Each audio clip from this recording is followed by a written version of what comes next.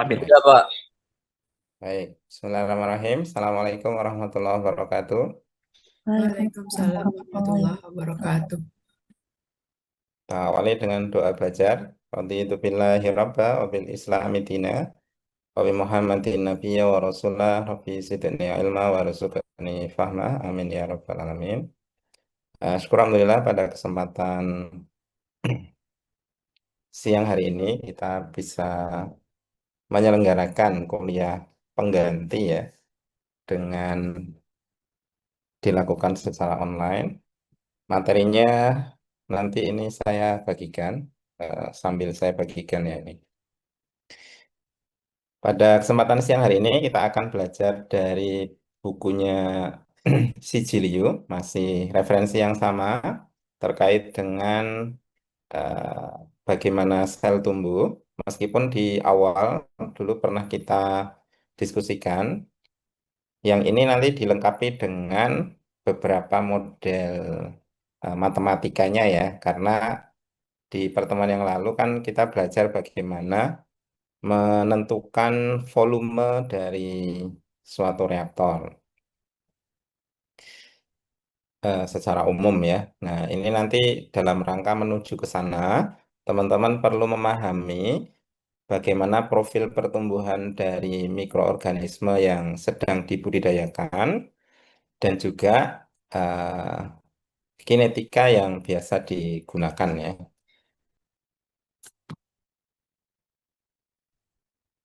Oke. Materi yang akan kita diskusikan ada 12 total di buku ini. Untuk siang hari ini tidak semuanya, nanti kira-kira separuh kalau nggak salah. Sampai 5 ya, sampai 5 mudah-mudahan kuat menyimak ya. Mulai dari mengkuantifikasi biomasa, berapa banyak biomasa atau mikroba yang tersedia di dalam suatu media atau di dalam kultur ya, dalam bioreaktor. Kalau kemarin waktu sterilisasi kan ada latihan soal yang menyebutkan jumlah spora sekian, 10 pangkat 5 misalnya. Nah, itu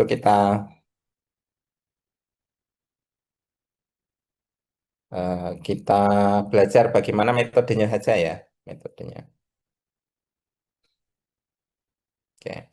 Kemudian yang kedua, pola batch growth growth pattern, pola pertumbuhan mikroba ini seperti kurva S. Bentar ini saya bagikan filenya.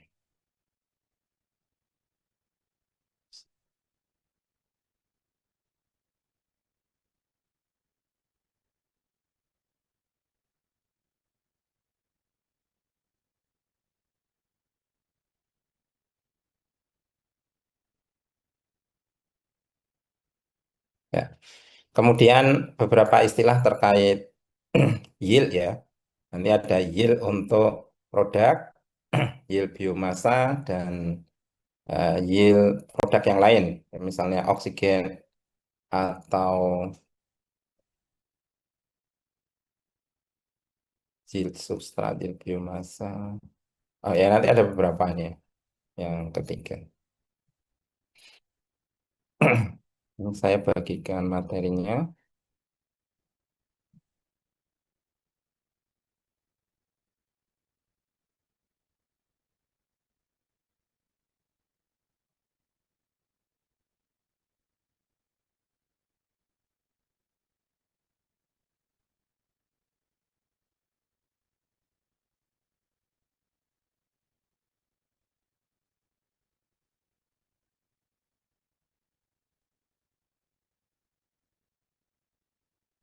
Ya. Kemudian yang keempat tentang kinetika pertumbuhan, nanti ada beberapa pendekatan, Malthus, logistik, dan monod ya. Yang paling umum sih monod yang akan digunakan. Tapi coba nanti kita cermati. Kemudian yang kelima, cell death and maintenance. Ini terkait dengan sterilisasi juga ya. Atau di fase-fase akhir dari kurva pertumbuhan, kita ada cell death-nya ya. Misalnya kemarin ada persamaan Arrhenius untuk KD. Kemudian yang ke-6 sampai ke-12 nanti di pertemuan berikutnya. Insya Allah hari Senin sore ya.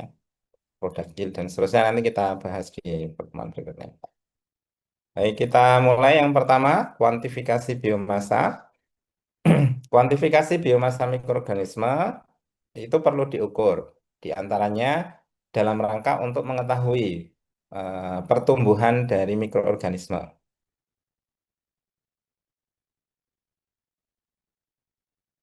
Ya. Jadi kita pengen tahu ketika mikroorganisme sudah kita budidayakan di kultur ilustrasi reaktor ini ya, misalnya kita sudah kasih benihnya misalnya konsentrasinya 10 10 sel per liter. Nah, terus kan kita kasih makan. Kita kasih makan, dia mengkonsumsi, kemudian menghasilkan produk dan sebagainya. Berarti jumlah mikroorganismenya akan bertambah. Tadinya 10, kemudian jadi eh, 2 kali ya, 20, jadi 40, dan seterusnya. Nah, itu kita perlu tahu supaya nanti ketika sudah jenuh misalnya, atau substratnya sudah habis, kita sudah bisa memanen gitu. Jadi perlu mengetahui laju pertumbuhan mikroorganisme. Selain itu juga dalam rangka untuk mengevaluasi konsumsi substrat.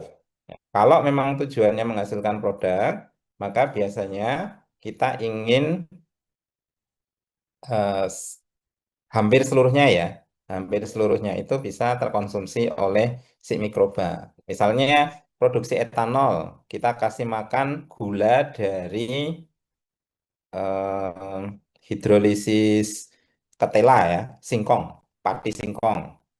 Nah, berarti kita perlu maksimalkan sejumlah pati singkong itu harus terhidrolisis jadi glukosa, glukosanya harus terkonsumsi oleh mikroba sehingga menghasilkan produk etanol. Nah, itu kita perlu evaluasi supaya bisa mengetahui efektivitas dari proses bioprosesnya ya. Kemudian yang ketiga kita perlu menghitung yield biomasa. Yield itu semacam hasil ya. Mungkin di mata kuliah yang lain yang ada kinetika reaksi itu membahas yield juga. Intinya sama. Ketika kita kasih substrat akan terproduksi biomasa. Lalu kita hitung. Misalnya kasih makan 1 gram. Itu akan menghasilkan biomasa berapa. Nah itu namanya yield. Kemudian yang keempat, karena kita perlu memantau performa bioreaktor. Tujuan dari bioproses itu dalam rangka untuk menghasilkan mikroba dengan jumlah yang lebih banyak, menghasilkan produk yang lebih yang ada ya. Maksudnya tadinya tidak ada produknya, kemudian bisa dihasilkan produk di unit bioreaktornya. Sehingga kalau pertumbuhannya bagus, itu menandakan bahwa bioreaktornya perform dengan baik gitu. Nah, indikatornya juga dari jumlah mikroorganisme. Lalu yang kelima, performa bioreaktor itu terpantau dari kondisi operasi juga. Ketika pertumbuhannya bagus, jumlah biomasanya meningkat signifikan sesuai dengan polanya ya. Itu menandakan bahwa kondisi operasi dari bioreaktornya sesuai. Biasanya diukur parameter pH, konsentrasi oksigen, kemudian suhu. Kalau menghasilkan gas biasanya tekanan juga, atau konsentrasi substrat, konsentrasi produk, dan sebagainya. Jadi penting kita mengkuantifikasi biomasa itu dalam rangka untuk beberapa tujuan ini. Menentukan laju pertumbuhan, mengevaluasi konsumsi substrat, menghitung yield biomasa, kemudian performa bioreaktor, dan kondisi operasi optimum. Jadi intinya bahwa jumlah sel itu em, jumlah sel menunjukkan populasi mikroorganisme. Kemudian ada massa sel itu menggambarkan total biomasa yang terbentuk. Oke, ada beberapa cara dalam rangka mengukur perkembangan atau pertumbuhan dari biomasa. Cara yang pertama adalah menghitung atau mengukur jumlah sel. Kalau menghitung berarti hitung satu-satu ya, koloninya kita hitung. Itu cara yang pertama. Tapi mestinya ini eh, cara cara lama sih ya. Tapi masih menjadi dasar bagaimana kita bisa mengkuantifikasi biomasa, yaitu menghitung jumlah sel atau cell number density ya. Kemudian cara yang kedua adalah mengukur massa sel, cell mass concentration. Jadi semacam mudahnya ditimbang. Ya, jadi setelah kita pisahkan biomasanya dengan kultur cairnya, kemudian kita timbang sehingga tahu masanya sekian. Pada saat awal masanya misalnya berapa? 0,1 gram. Kemudian setelah dibudidaya 3 hari atau 1 bulan kita timbang. Gitu. Cuman ini ada kendala kalau kalau yang ditimbang adalah masanya. Jika hasil produknya itu ada selain biomasa, maka tidak terdeteksi karena hanya total massa biasanya. Tapi paling tidak ini satu pendekatan. Makin tinggi masanya berarti ada pertumbuhan biomasa. Baik. Untuk pengukuran jumlah sel ada beberapa metode. Yang pertama pakai hemosit hemositometer. Ini kompetensi teman-teman biologi sebenarnya. Cuman kita sebagai sarjana teknik kimia yang sedang belajar bioproses, semestinya tahu bagaimana teman-teman bioteknologi ya atau teman-teman yang belajar biologi itu mengkuantifikasi biomasa. Hemositometer atau Petrov-Hauser chamber itu digunakan. Kira-kira ilustrasinya seperti ini ya. Ya, sel dihitung menggunakan mikroskop. Ini cocok untuk eh, mikroba yang tidak menggerombol ya. Cocok untuk kultur yang non-aggregated. Non-aggregated itu tidak berkelompok. Dia hidupnya soliter, hidupnya sendiri-sendiri. Nah, itu bisa menggunakan hemositometer. Ya. Nah, nanti tinggal ambil sampel, kemudian ditaruh di sini, lalu dilihat dengan menggunakan mikroskop. Dalam volume sekian itu, kulturnya nanti dihitung selnya ada berapa. Ini cara yang pertama. Cara yang kedua adalah plate count. Nah, nanti satuannya dalam CFU, CFU atau CFU ya. Sel diencerkan dari pertama dari sampel yang diambil, kemudian dikondisikan ya, diencerkan, lalu ditumbuhkan pada agar. Nah, ilustrasinya seperti ini. Jadi eh, eh, dia dikasih lingkungan yang sesuai supaya dia bisa makan dengan layak gitu ya. Lalu akan bertumbuh membentuk koloni ya. Nah, koloninya ini kemudian dihitung. Nah, mestinya hitungannya dengan melihat eh, pakai mikroskop juga ya. Cuman yang ini koloni. Jadi kalau yang hemositometer tadi ya kan single soliter. Kalau yang ini koloni. Koloni forming unit. Nanti hasil perhitungannya dinyatakan dalam CFU ya, CFU Colony Forming Unit. Yang lebih modern ini pakai mesin automatic cell counter. Ya. Ini mengukur perubahan resistensi listrik saat sel melewati celah kecil ya.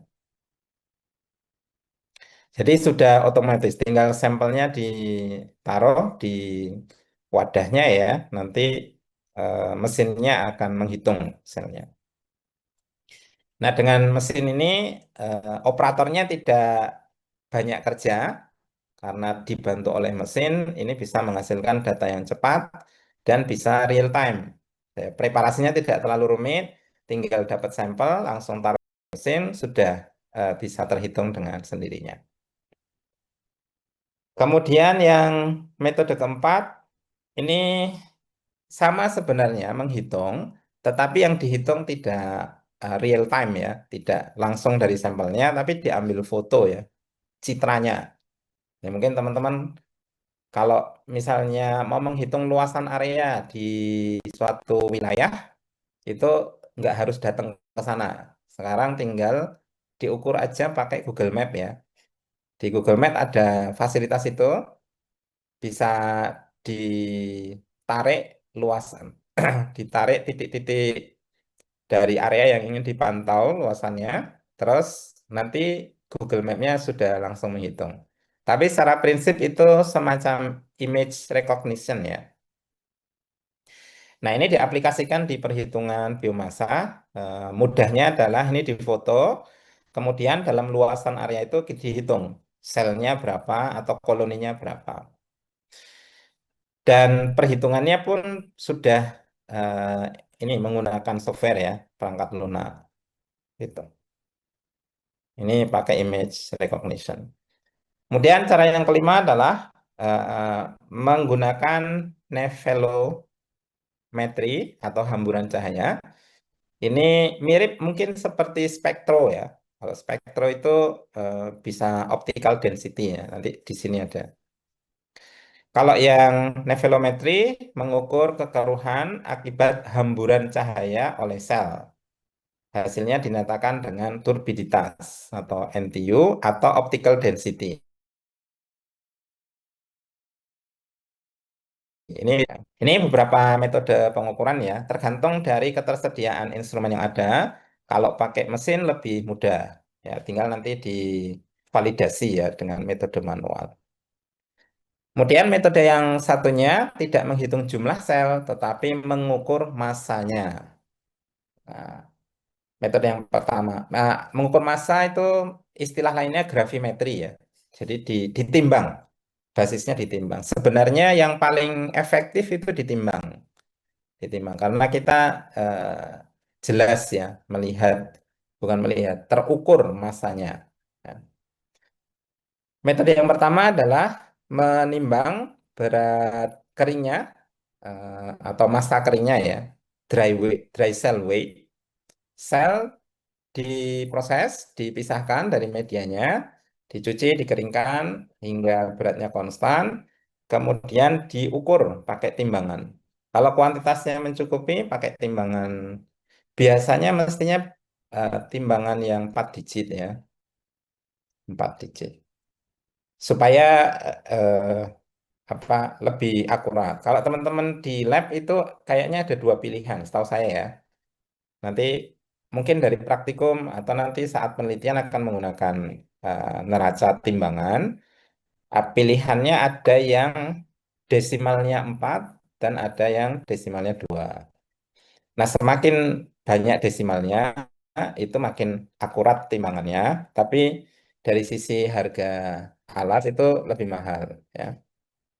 Tapi kalau teman-teman menggunakan kan tinggal menggunakan aja ya.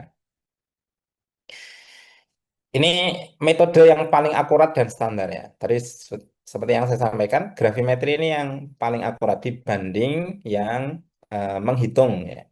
Menghitung itu ada kelemahannya karena nanti kan bisa jadi orangnya silap mata ya. Jadi dihitung ini tadi sudah dihitung apa belum? Nah, akhirnya ada yang tidak terhitung, ada yang terhitung dua kali. Kalau manual ya, kalau yang plate count atau yang hemositometer ini. Kalau sudah pakai mesin relatif lebih akurat ya, kecuali mesinnya sedang error.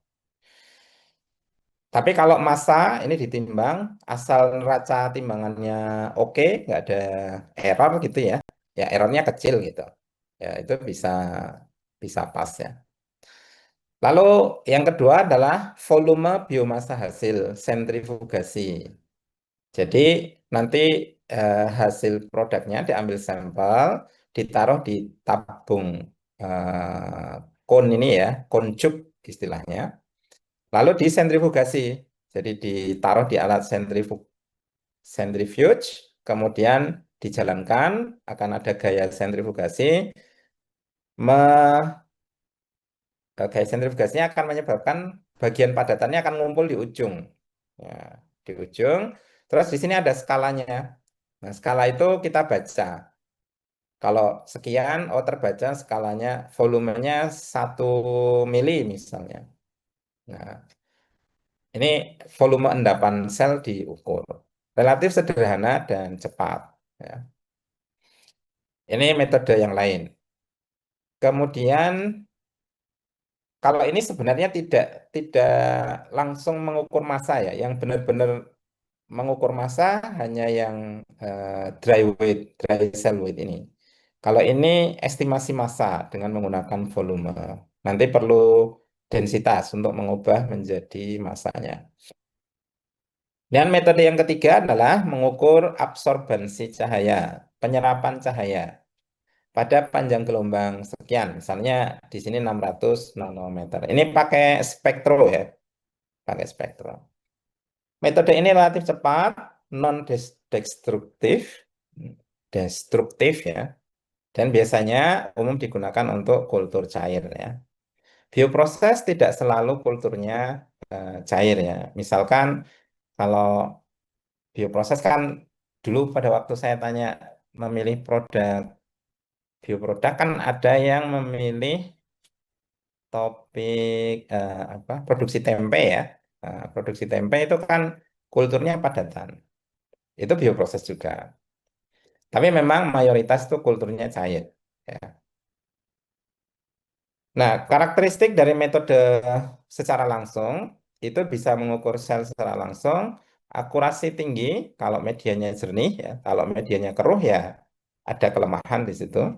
Cocok untuk kultur murni single single type sel ya, satu macam saja. Kalau beragam ya kita menghitung totalnya. Dan ini juga menjadi metode standar di banyak laboratorium mikroorganisme ya. Baik. Kemudian metode yang kedua adalah secara tidak langsung. Nah, metode tidak langsung digunakan apabila biomasa sulit diukur secara langsung. Jadi ini pilihan kedua. Kalau susah dihitung secara langsung, ya udah pakai metode tidak langsung.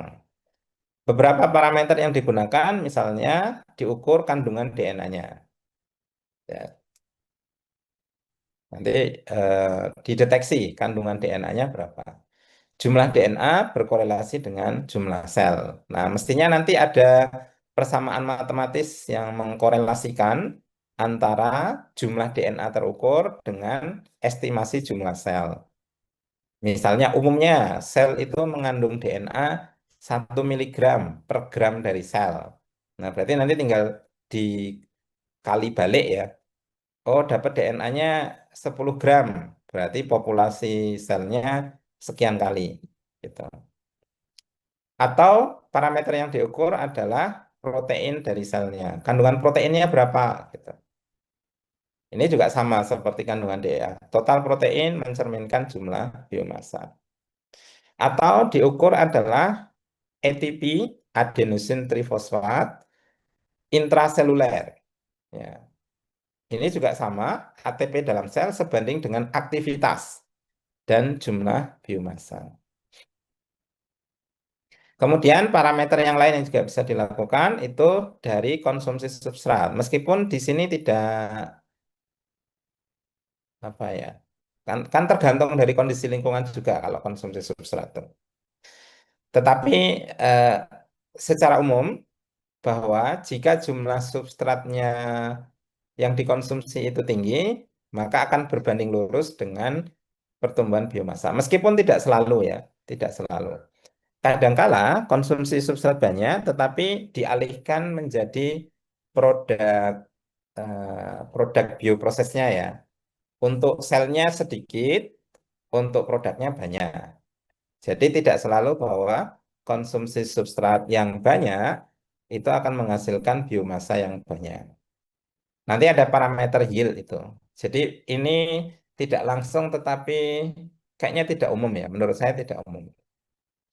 Atau dari produknya. Nah, biasanya proses fermentasi menghasilkan produk gas, CO2. Sama kayak kendaraan apa namanya?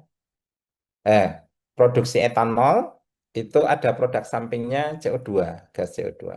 Nah, kalau kita bisa menampung gas CO2-nya, kemudian kita kuantifikasi CO2-nya itu bisa secara langsung eh, apa mengukur pertumbuhan biomasa. Kemudian ada parameter yang lain, ada pH, viskositas, dan mungkin ada konduktivitas, OD gas buang, warna media, dan lain sebagainya. Metode tidak langsung, kelebihannya adalah cepat dan mudah dilakukan. Kalau skala industri ini lebih cocok ya. Karena kalau pakai yang metode langsung, mungkin metode langsung yang pakai mesin itu juga cocok di industri ya. Tapi kalau yang menghitung itu kayaknya sudah, tapi itu menjadi dasar ya. Itu menjadi dasar perhitungan di biasanya digunakan untuk validasi ya, validasi dari mesin. Kadang mesinnya kan rusak ya. Atau ini bisa juga dipakai sebagai metode online ya, online monitoring. Nanti bisa dikombinasikan dengan Internet of Things, IoT ya. Online monitoring berbasis IoT untuk pengukuran pertumbuhan biomasa misalkan. Ini juga bisa dilakukan. Kekurangan dari perhitungan pengukuran biomasa secara tidak langsung adalah ini butuh kalibrasi. Ya, secara berkala butuh kalibrasi karena mesin tidak selamanya bisa bekerja secara efektif.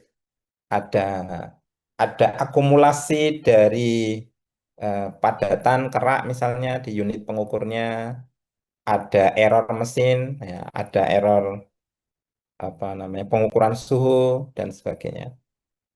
Nah, itu bisa menyebabkan pengukurannya berbeda dari yang seharusnya. Jadi makanya perlu kalibrasi.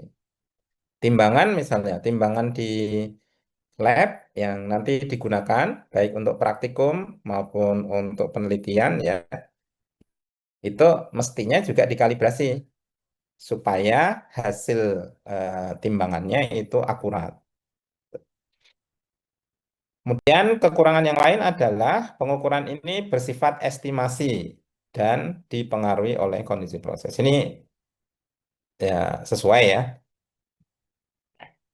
gitu. Baik. Jadi kita bisa memantau berapa jumlah sel dengan dua metode ini ya. Yang pertama adalah secara langsung, yang kedua dengan tidak langsung melalui parameter pertumbuhan dari biomasanya.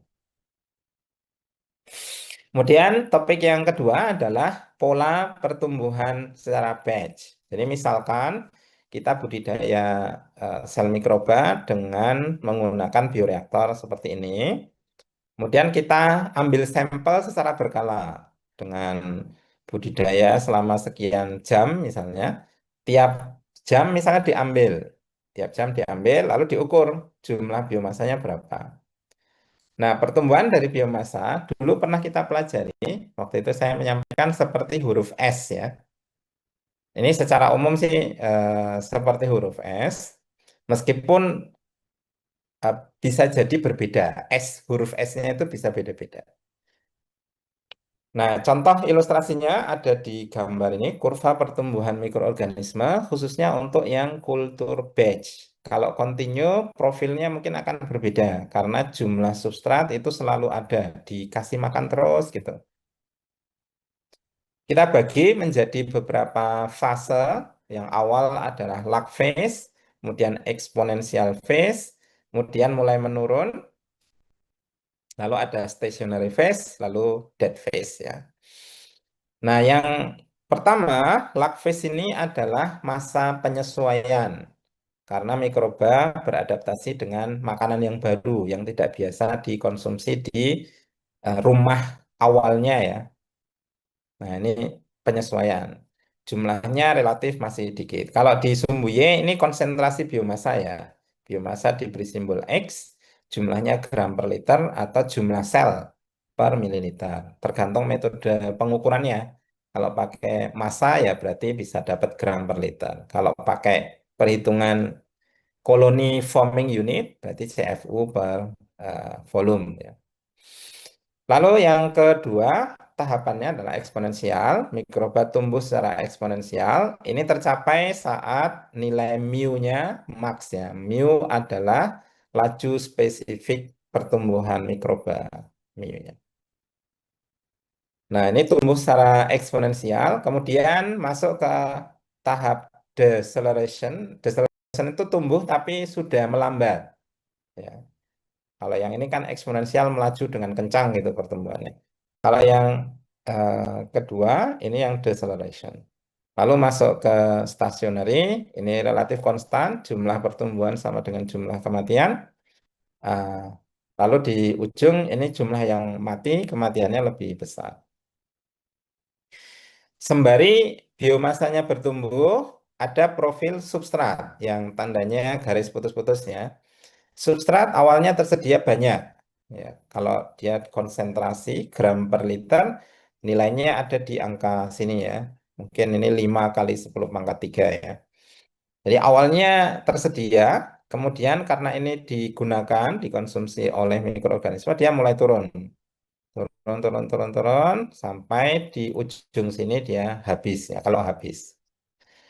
Kemudian sembari dari substrat ini dikonsumsi untuk biomasa, dia ada juga yang digunakan untuk menghasilkan produk. Contohnya yang garis putus-putus warna merah. Ini awalnya produknya tidak ada, kemudian makin banyak biomasanya, produknya makin banyak, hingga konstan ya, konstan di ujung sini. Ini profil kurva pertumbuhan yang tadi dihitung menggunakan metode langsung maupun tidak langsung. Karakteristik dari kultur batch ini biasanya dilakukan di sistem tertutup ya. Substrat dimasukkan ke dalam bioreaktor, kemudian ditutup. Substrat terus berkurang, biomasa meningkat, produk metabolit terbentuk, lingkungan kultur berubah. Misalnya, prosesnya menghasilkan asam. Nah, asam ini akan menurunkan nilai pH-nya. Tadinya misalnya netral, karena ada produksi asam-asam, kemudian pH-nya turun.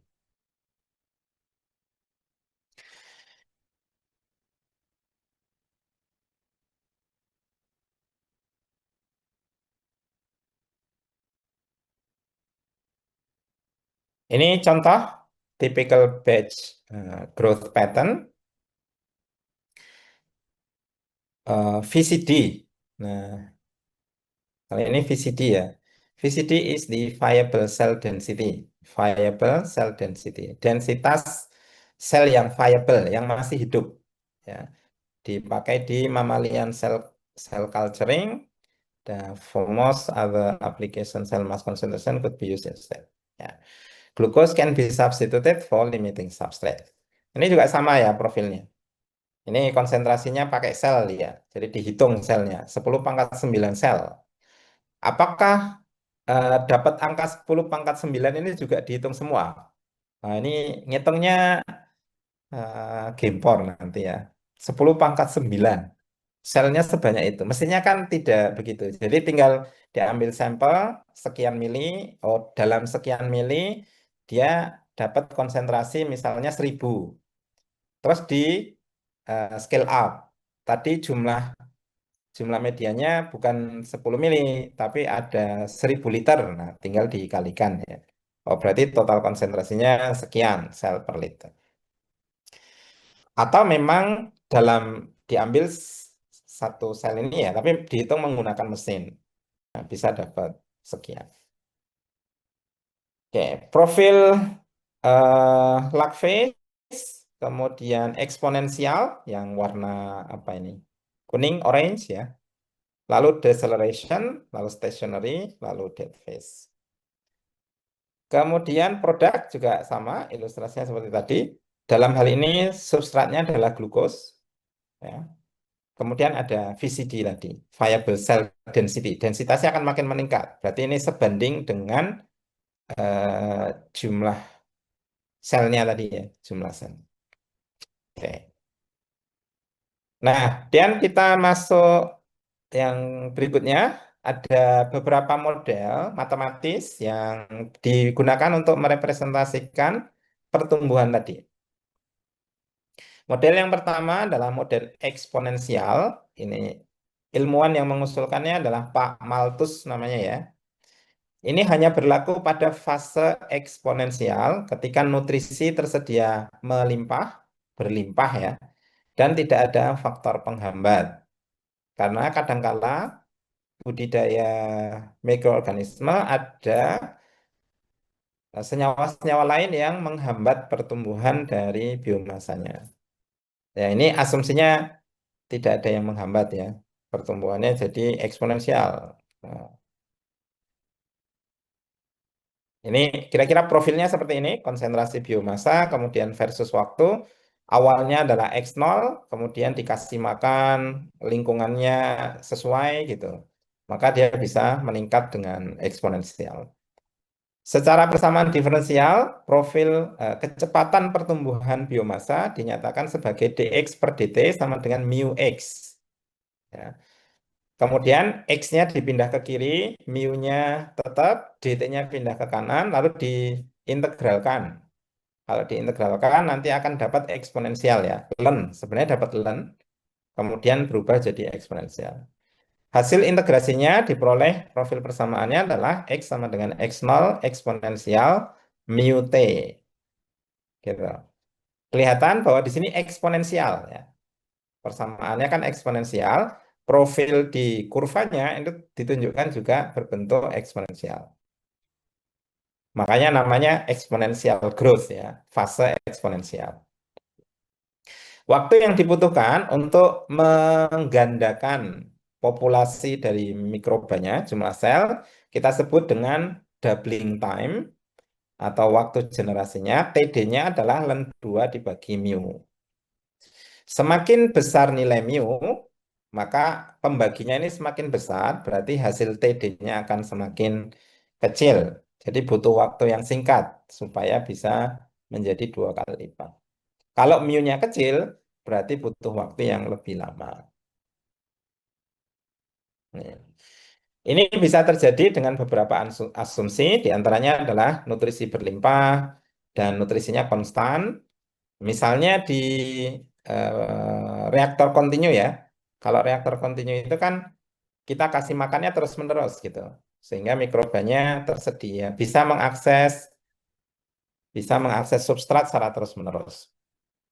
Dan tidak ada inhibisi atau akumulasi senyawa toksik dan laju pertumbuhannya konstan. Mu-nya itu konstan. Model yang kedua adalah model logistik atau ilmuwan yang mengusulkannya Verhulst ya. Verhulst. Ini memperhitungkan keterbatasan nutrisi dan akumulasi produk metabolit sehingga laju pertumbuhannya menurun seiring dengan waktu. Persamaan diferensialnya adalah mirip dx per dt sama dengan mu x tetapi dikali dengan 1 minus x per x tak berhingga. X tak berhingganya adalah konsentrasi biomasa maksimum yang bisa dicapai di kultur tersebut atau kita sebut dengan carrying capacity X tak berhingga. Misalnya populasi tertinggi yang bisa dicapai nilainya 10 pangkat 10. Nah, berarti ini batas atasnya.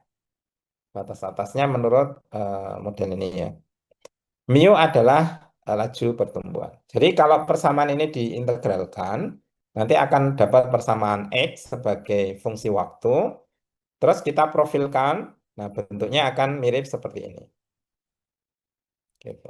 Yang ini log phase, eksponensial, deceleration, lalu stasioner.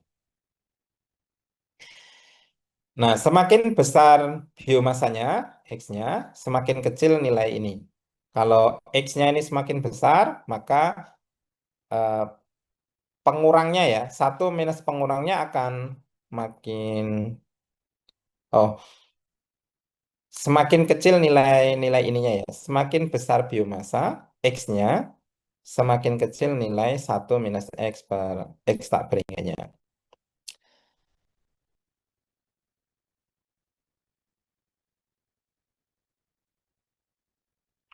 Kemudian pertumbuhan melambat ketika nutrisi mulai terbatas dan produk terakumulasi, biomasa akan mendekati nilai maksimumnya. Gitu. Ini contoh model yang kedua ya. Kemudian eh, Sebenarnya ada parameter yang model yang ketiga ini, cuman kok belum muncul ya. Mungkin di slide berikutnya.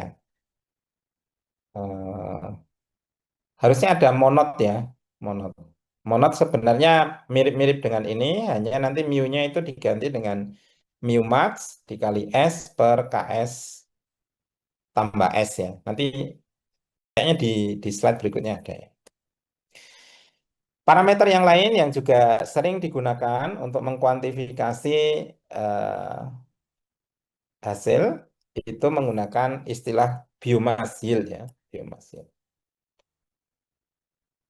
Definisinya, yield biomasa adalah ukuran efisiensi mikroorganisme dalam mengubah substrat menjadi biomasa. Jadi ini khusus yang yield biomasa ya. Simbolnya adalah Y, kemudian X per S ya. Ada yang pakai F gini, maksudnya Fx, tapi ada juga yang XS saja. Nah ini nilainya sama dengan minus dx per ds. Atau kalau secara overall, nanti kita hitung YXS-nya adalah X dikurangi X0 dibagi S0 minus S. Ini hasilnya positif mestinya ya. Karena jumlah biomasa akhir lebih banyak daripada X0, jumlah substrat awal lebih banyak dari jumlah substrat akhir. Jadi ini nilainya positif. Semakin tinggi nilai yield, semakin besar fraksi substrat yang dikonversi menjadi sel. Nah, kita menginginkan yang mana? Apakah pengen yield masanya yang besar atau produknya yang besar? Gitu.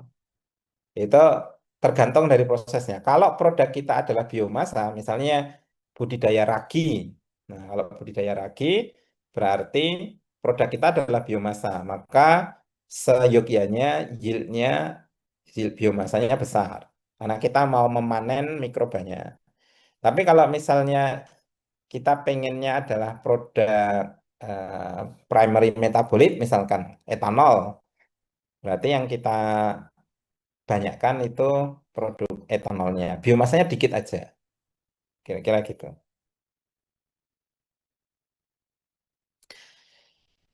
Hubungan konsumsi substrat dengan yield biomasa.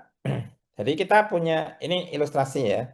Substrat itu tidak hanya digunakan untuk memproduksi biomasa, tapi juga untuk keperluan yang lain. Ibaratnya kalau teman-teman makan ya, makan itu kan tidak makan nasi goreng, makan pisang goreng, gorengan, atau makan yang lain, itu setelah dimakan, kan oleh tubuh diproses untuk berbagai keperluan. Ada yang untuk menghasilkan energi, ada yang dipakai untuk membuat sel yang baru, ya, bertumbuh ya, kalau masih anak-anak bisa bertumbuh.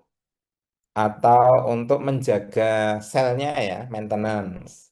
Atau menghasilkan produk, kalau ada produk ya.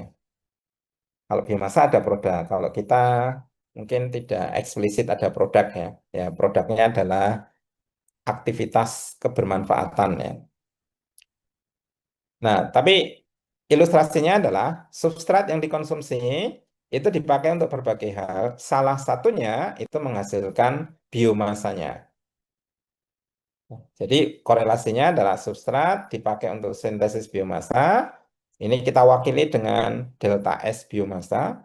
Kemudian memproduksi energi dalam bentuk senyawa kimia ATP, adenosin trifosfat. Itu nanti bisa dimanfaatkan untuk keperluan energi. Ini delta S untuk energi. Pemeliharaan sel, maintenance. Ini untuk pemeliharaan fungsi vital dari sel dan perbaiki komponen sel. Ini di maintenance. Kemudian pembentukan produk metabolit. Ini delta S. Konsekuensinya, semakin banyak substrat yang digunakan untuk maintenance dan produk, maka yield biomasa akan kecil. Ya, tinggal proporsional. Ya. Biomasanya lebih suka yang mana? Apakah lebih banyak aktivitas energi, atau maintenance, atau menghasilkan produk, atau menghasilkan biomasa. Itu kita maksimalkan sebagai eh, rancangan prosesnya ya. Selain yield biomasa, ada beberapa yield yang juga di sering digunakan dalam evaluasi kinetika biomasa ya, kinetika mikroorganisme. Di antaranya adalah Y-axis ini biomasa terhadap substrat, YX2 itu biomasa terhadap oksigen, butuh oksigen seberapa. Kemudian YPS. Nah, YPS adalah produk terhadap substrat. Perbandingan produk yang dihasilkan terhadap substrat yang dikonsumsi. Nilai tipikal YPS antara 0,4 sampai 0,6 gram biomasa per gram glukosa. Jadi ini setiap 1 gram glukosa nanti akan menghasilkan sekitar 0,6 gram biomasa. Atau kalau oksigen YX2 antara 0,9 sampai 1,4 biomasa per gram O2. Gitu. Artinya biomasanya ini akan mengambil oksigen sebanyak sekian ini ya. Dari oksigen yang tersedia, dia akan menghasilkan sekian. Kalau pertumbuhan anaerob umumnya menghasilkan yield biomasa yang lebih rendah dibanding pertumbuhan aerob karena anaerob tidak butuh oksigen.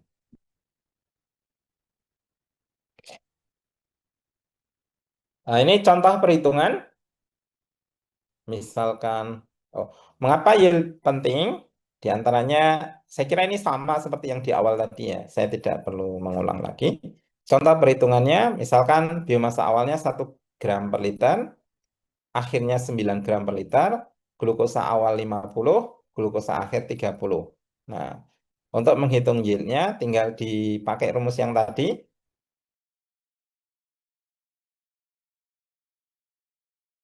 X-nya S0 adalah konsentrasi glukosa awal 50, S-nya 30, berarti 9 min 1 dibagi 50 min 0, min 30, hasilnya sama dengan 0,4 gram. Meskipun ini gram sama gram, tapi gram yang berbeda. Yang atas adalah gram biomasa, yang bawah adalah gram substratnya. Dalam hal ini glukosa. 0,4 itu artinya setiap 1 gram glukosa yang dikonsumsi menghasilkan 0,4 gram biomasa.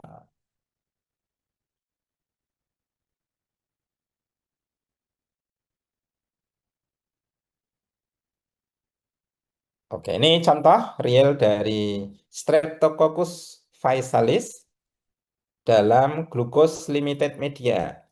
Yang kiri sumbu Y-nya adalah konsentrasi biomasa dalam satuan gram per liter. Yang bawah adalah substratnya. Ini contoh kalau yang kondisi aerob YXS-nya adalah 0,3 gram biomasa. Kalau contoh tadi kan 0,4 ya. 0,4. Yang ini 0,303. Kalau anaerob dia 0,114.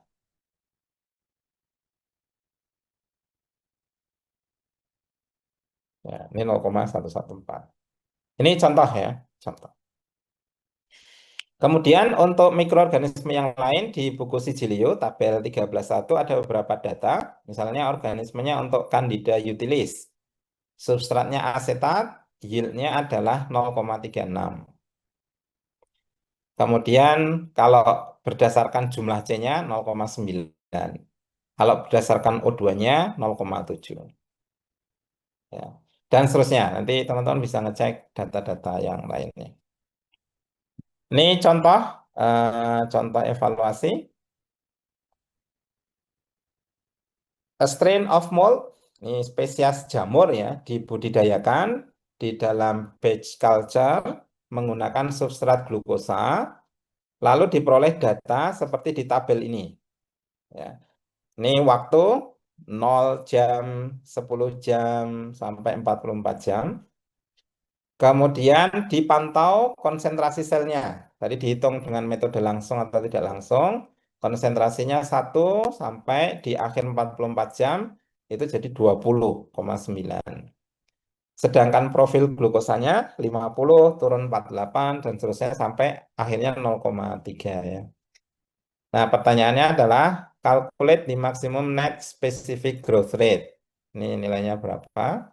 Kemudian yang B, calculate the apparent growth yield. Yang tadi selisih yieldnya ya. Dan yang C, berapa maksimal konsentrasi sel yang bisa diharapkan, yang bisa diperoleh jika 150 gram glukosa digunakan dengan dengan jumlah inokulum yang sama. Kemudian yang D, berapa banyak sel yang dihasilkan di dalam culture untuk part C. Oh, ini nyambung yang C sama D-nya. Oke, ini penyelesaiannya. Jadi kita tampilkan ulang maksimum net growth rate-nya.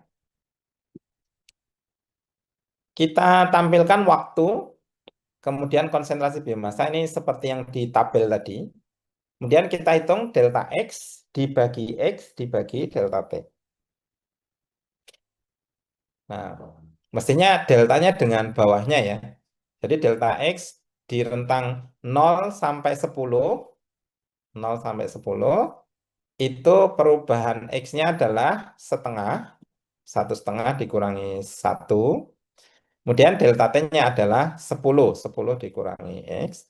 Lalu dibagi dengan 1. Mestinya hasilnya 0,4 ya.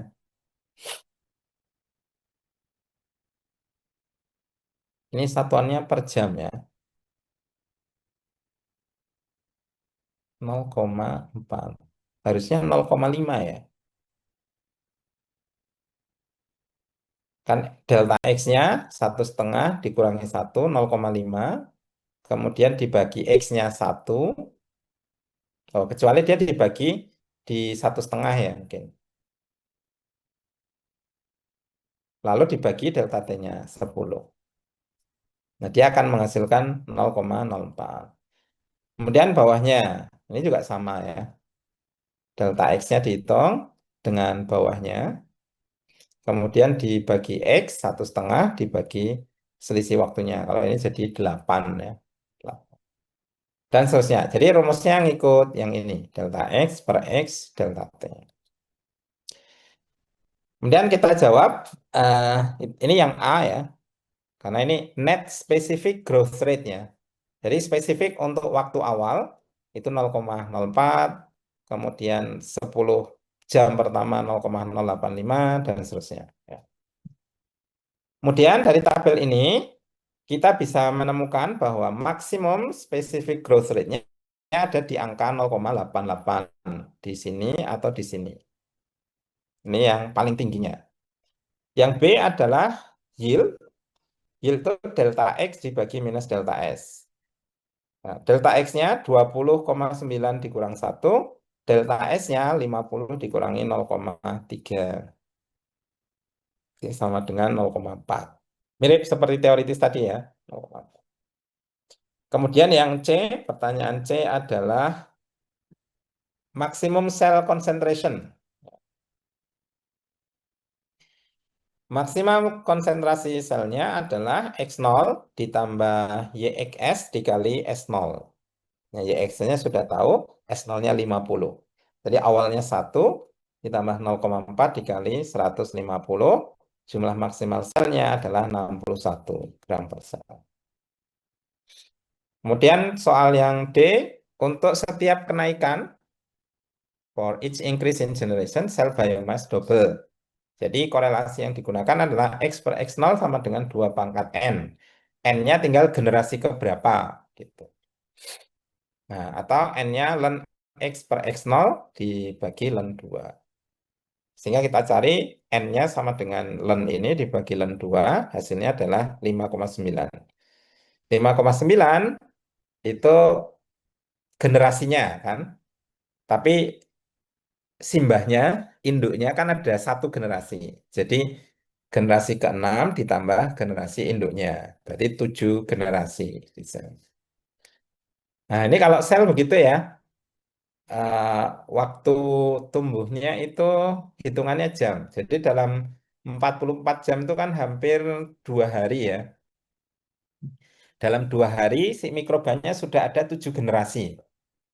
Kalau manusia kan lama ya generasinya. Ya misalnya kalau teman-teman lihat ke atas mungkin cuma ketemu sama kakek nenek ya. Orang tua dari orang tua kalian. Atau mungkin simbahnya masih ada ya. Cinta atasnya. Mungkin 4 generasi. Ada yang 5 generasi juga, tapi jarang. Nah, kalau ini cuma 2 hari ketemu 7 generasi ya. Ini karena cepatnya pertumbuhan, pertumbuhan dari pertumbuhan dan perkembangbiakan biomasa. Oke, karena sudah sekitar 1 jam ya, sambil saya istirahat juga. Barangkali ada komentar, pertanyaan sebelum masuk ke bagian 4, silahkan.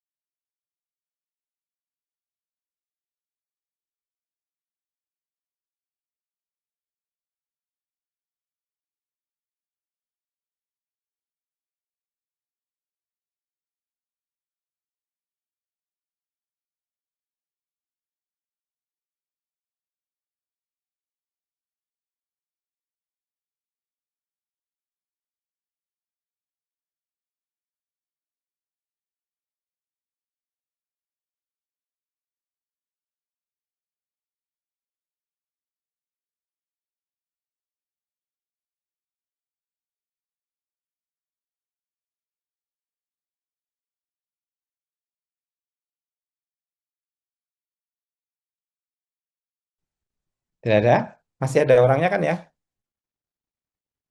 Belum, Kalian masih Pak. di situ? Masih, Pak.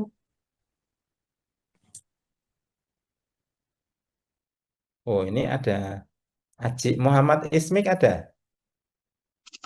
Hadir, Pak. Oh, ada. Ataya Asmi? Hadir, Bapak. Ada. Fitria Hafidah? Hadir, Bapak.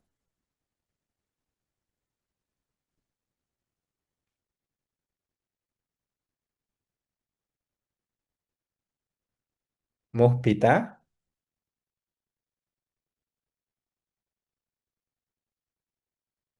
Hadir, Pak. Najwa? Hadir, Pak.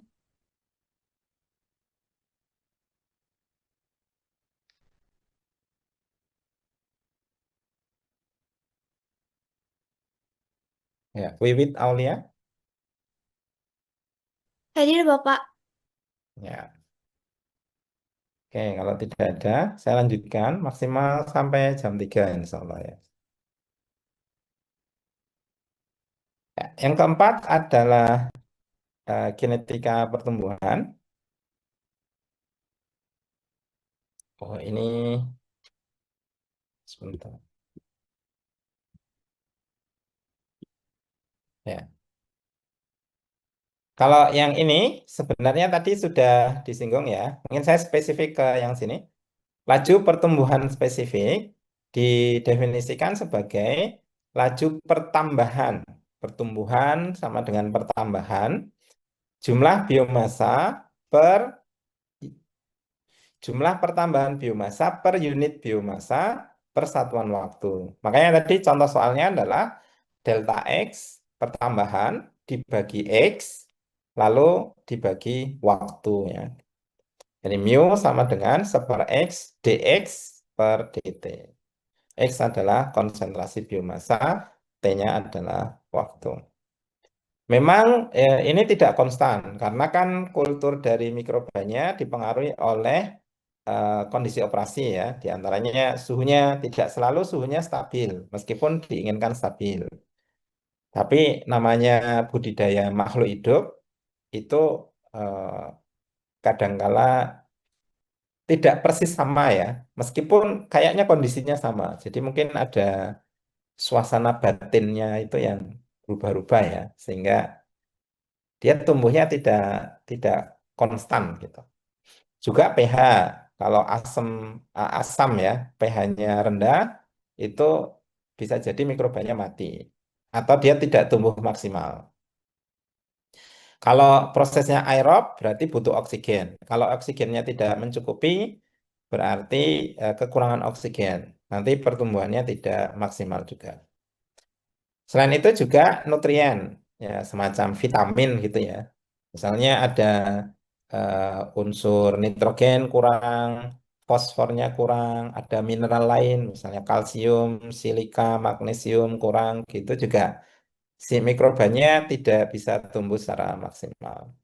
Atau ada senyawa penghambat, inhibitor.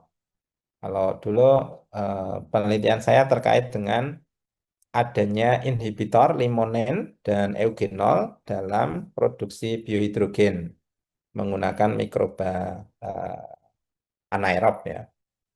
Jadi kalau limonennya cukup tinggi, nanti si mikrobanya tidak tumbuh secara maksimal.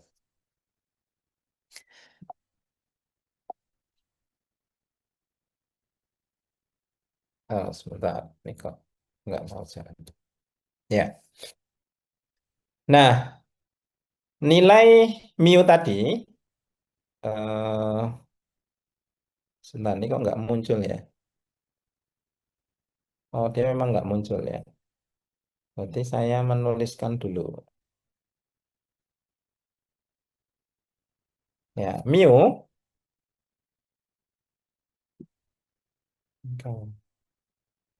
ini sama dengan mu max. Oh, ini ada yang terlewat berarti ya. Mu max dikali S dan dibagi dengan S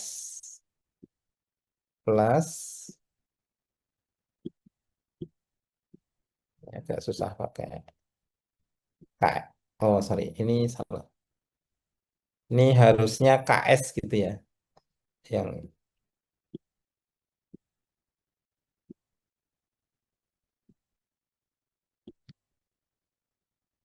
sebenarnya kalau di buku ini runtutan persamaannya itu agak panjang ya. Buku Sijilium menjelaskan detail dan hasil akhirnya ya sebenarnya seperti ini, tapi ada penjelasan lebih detailnya ya. Ini rangkumannya.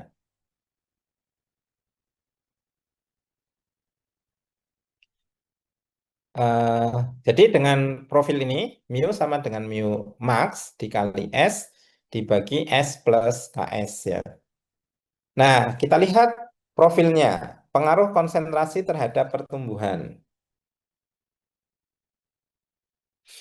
Kalau nilai S-nya ini sangat rendah dibanding nilai KS,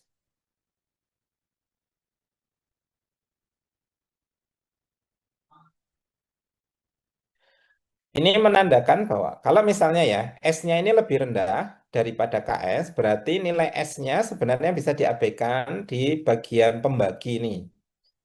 Jadi yang bawah bisa diwakili oleh KS-nya saja. Tapi yang atas tetap kita pakai gitu. S dibagi KS saja. Ini menandakan bahwa pertumbuhannya sangat lambat. Ya, substratnya sangat sedikit dibandingkan kebutuhan mikroorganismenya. Dan ini pada saat mu-nya sangat kecil ya. S-nya itu lebih rendah dibandingkan KS. Substrat sangat sedikit. Kalau S-nya sama dengan KS, nah S-nya sama dengan KS berarti S ditambah S. Maka yang bawah menjadi 2S. Atas ada S, bawah ada S, berarti bisa dicoret. Sehingga rumus ini mu sama dengan setengah mu max. Jadi kalau KS-nya di sini, ini nilainya setengah mu max ya.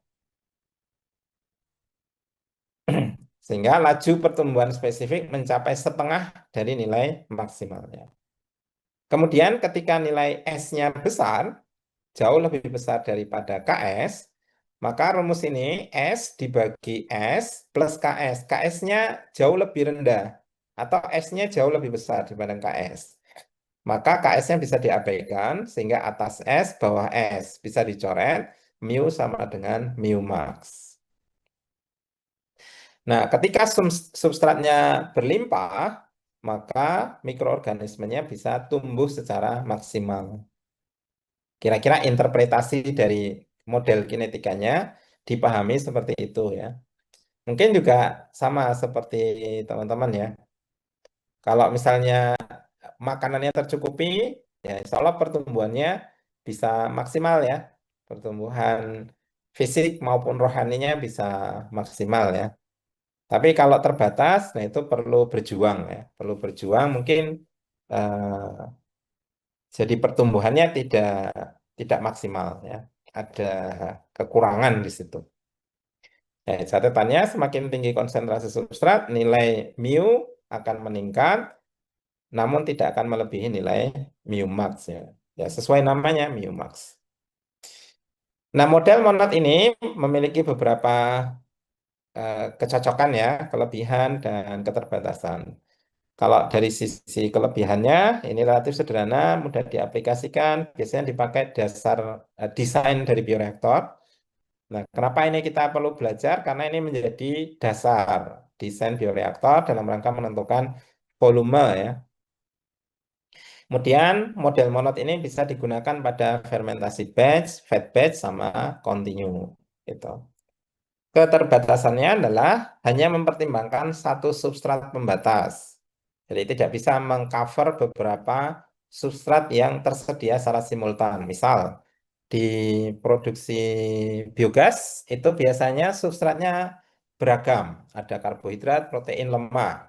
Kemudian diproses lebih lanjut, kemudian akan menghasilkan beberapa monomer. Ada gula, asam amino, ada asam lemak.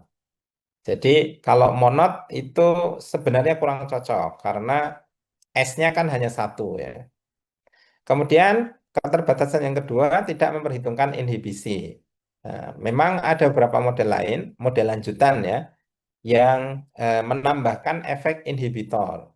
Seperti kalau kemarin kita belajar Michaelis Menten ya, kan ada inhibitor. Nah, di monod itu tidak muncul ya.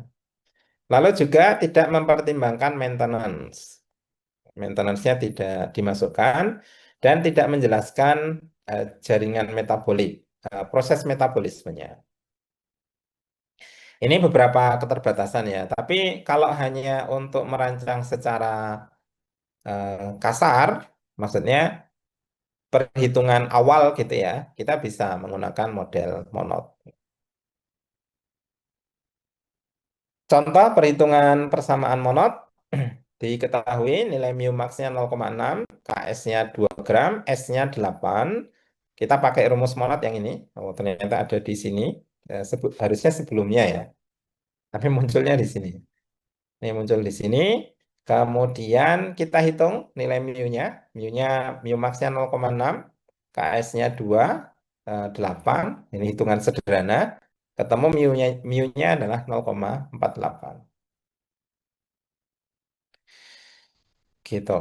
Jadi dengan konsentrasi substrat 8 gram per liter, nilainya lebih besar dari nilai KS-nya, mu max-nya 0,6.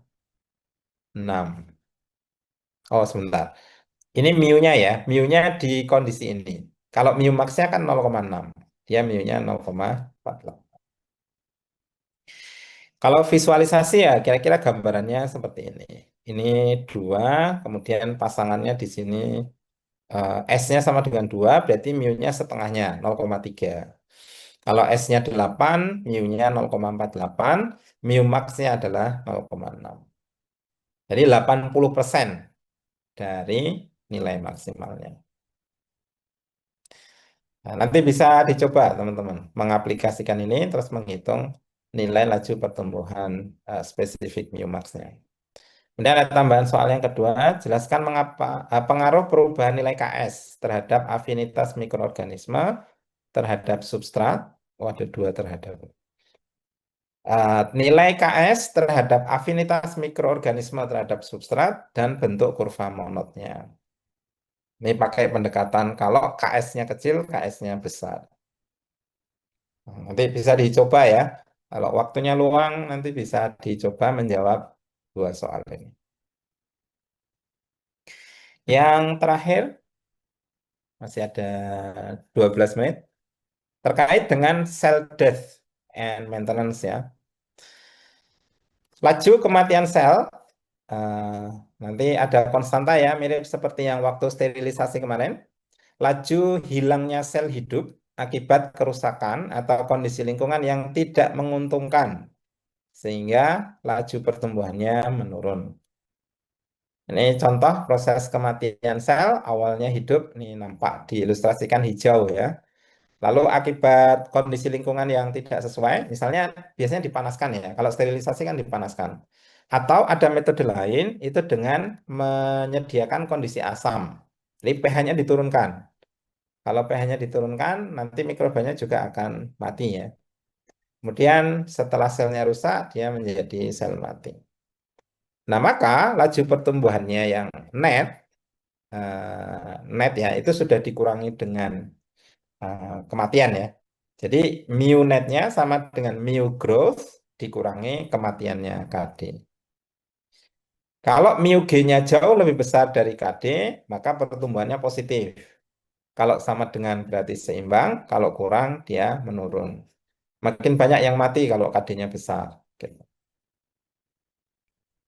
Nah, penyebab kematian eh, bisa beberapa hal. Suhu terlalu tinggi. Nah, suhu terlalu tinggi itu menyebabkan mikrobanya bisa mati ya. Kalau sekarang yang sedang hangat beritanya itu suhu panas di mana? Di Eropa ya, di Prancis sama di Jerman kalau nggak salah ya. Itu sampai suhu 40 sekian ya. Kita mungkin panas-panasnya di berapa waktu itu ya? 35 kayaknya ya. Ada beberapa bulan yang eh, di Indonesia panas ya. Di sana sudah sampai 40-an. Mirip-mirip kayak di Timur Tengah ya. Kita bersyukur kondisi suhu di sekitar kita itu relatif apa nyaman ya, masih nyaman.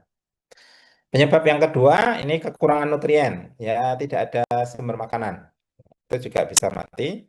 Atau ada produk yang beracun, ya, akumulasi produk. Dan bisa jadi produknya adalah produk yang dihasilkan oleh sel itu. Contohnya adalah lagi-lagi etanol. Itu kalau kadarnya di atas 12% kalau nggak salah, itu mikrobanya juga mabuk ya. Mabuk dan menuju ke mati gitu. Tapi kalau masih di bawah 10-an persen, itu masih bisa ditolerir ya. Dia masih bisa hidup. Atau pH, tadi saya sampaikan kalau kita ubah kondisinya jadi asam. Jadi suhu tinggi, kurang substrat, ada produk toksik, atau pH-nya menurun.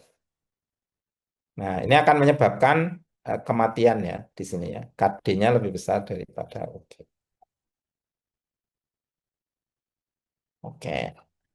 Kemudian maintenance sel dan metabolisme endogen di dalam selnya. Mengapa sel tetap membutuhkan energi meski tidak tumbuh?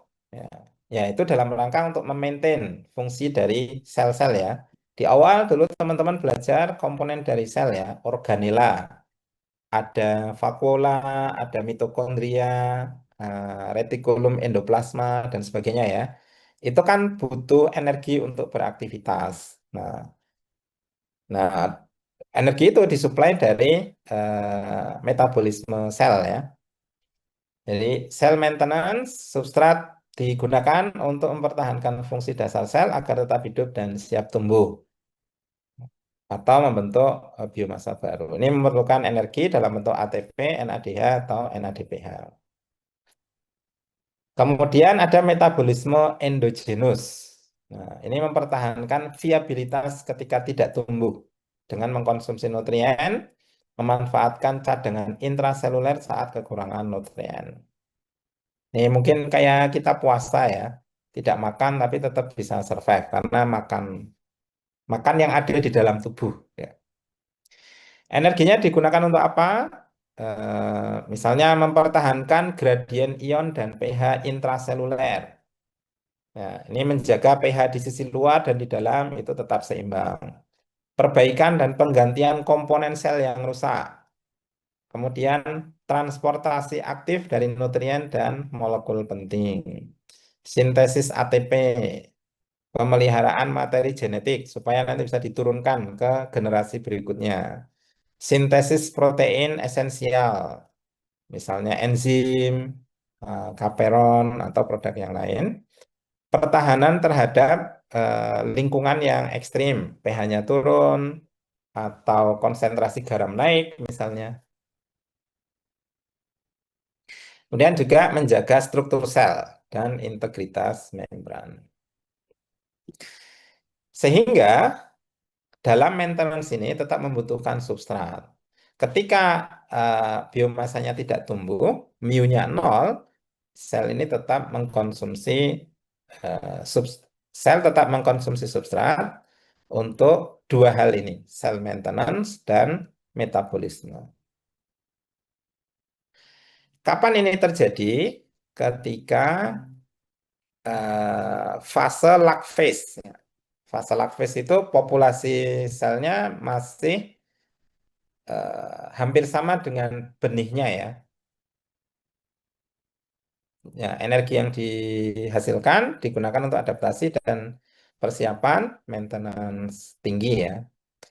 Kemudian kalau yang fase logaritmik ini lebih dominan untuk menduplikasi sel. Jadi di awal-awal lebih dominan maintenance, kemudian di fase logaritmik eksponensial ini ada maintenance tapi juga ada yang dipakai untuk tumbuh ya. Kalau fase stasioner ini pertumbuhan nol, maintenance tetap jalan. Kalau fase kematian ini juga masih ada tetapi sudah berkurang karena banyak sel yang mati ya. Nah, kita perlu memasukkan nilai maintenance ini sebagai MS ya dan eh, digabungkan dengan parameter yang lain ya.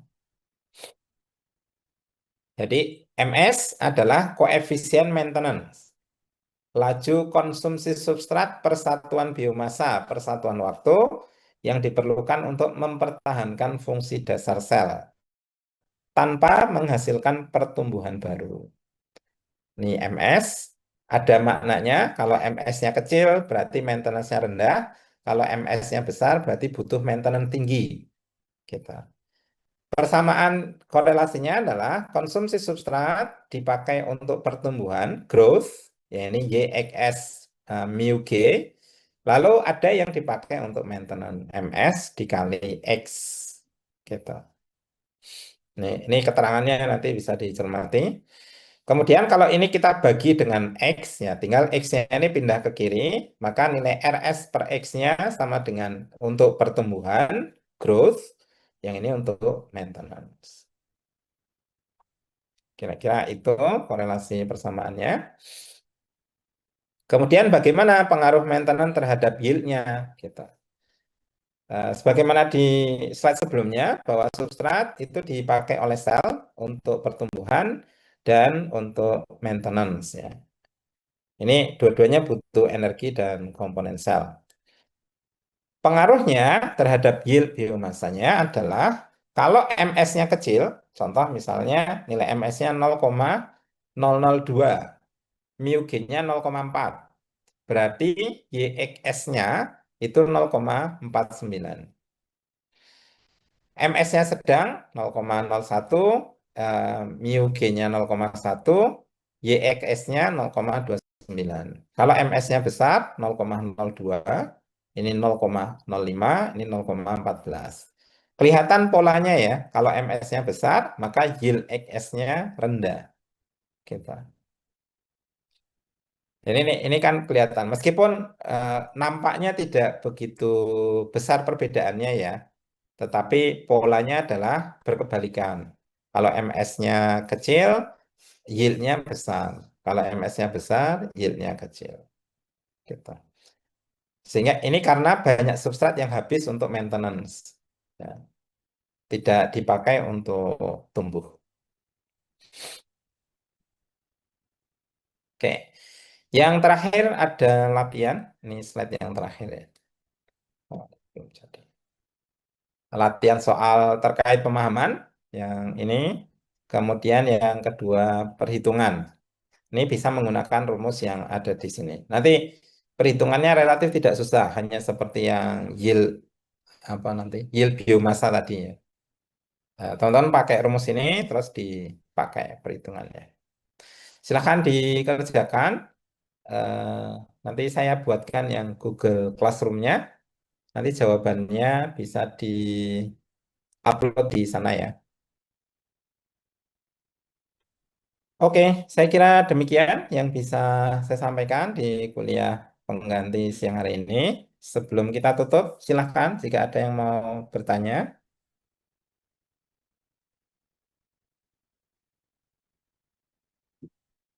Tidak ada? Oke, Ini sih kalau Pak, tidak. Hah? sebelumnya mohon maaf Pak, tadi nggak sempat absen Pak. Yang absen nanti. Oh, Zahra mau tanya, silakan Ya, Zahra. Pak. Sama Pak, tadi belum presensi waktu di awal itu. Oh, sama ya. Yang presensi nanti. Terkait dengan materi ini tidak ada, berarti sudah cukup jelas ya. Kalau kurang jelas nanti ditengok lagi file yang saya bagikan. Nah, baik kita cukupkan, kita akhiri dengan doa selesai belajar. Allahumma arinal haqqa haqqa warzuqna tibaa arinal batila batila warzuqna istinabah. Subhanakallahumma wa bihamdika asyhadu an la ilaha illa anta astaghfiruka wa atubu ilaik. Terima kasih. Assalamualaikum warahmatullahi wabarakatuh. Waalaikumsalam warahmatullahi wabarakatuh. Waalaikumsalam.